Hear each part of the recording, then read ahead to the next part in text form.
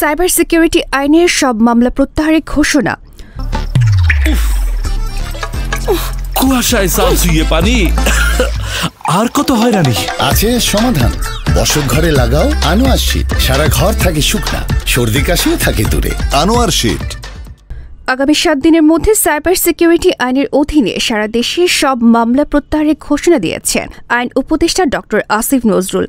আজ মঙ্গলবার আইন মন্ত্রণালয় আয়োজিত সংবাদ সম্মেলনে তিনি একথা বলেন। আসিফ নজরুল বলেন, আগামী 7 দিনের মধ্যে এসব মামলা প্রত্যাহারের উদ্যোগ নেওয়া হয়েছে। একই সঙ্গে সাইবার সিকিউরিটি আইন সংস্কারের উদ্যোগ নেওয়া হয়েছে। তথ্য প্রযুক্তি মন্ত্রণালয় এ নিয়ে কাজ করছে।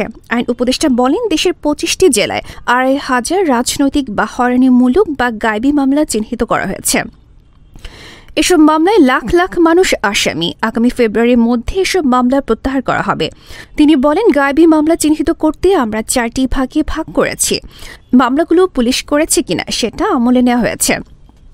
দ্বিতীয়ত, এসব মামলার বেশিরভাগ প্রবণতা ছিল বিস্ফোরক আইনের মামলা, অস্ত্র আইনে মামলা, পুলিশের উপর হামলার মামলা। তৃতীয় প্রবণতা হলো, এসব মামলায় অনেক আসামি থাকে, অর্থাৎ অজ্ঞাতনামা আসামি থাকে।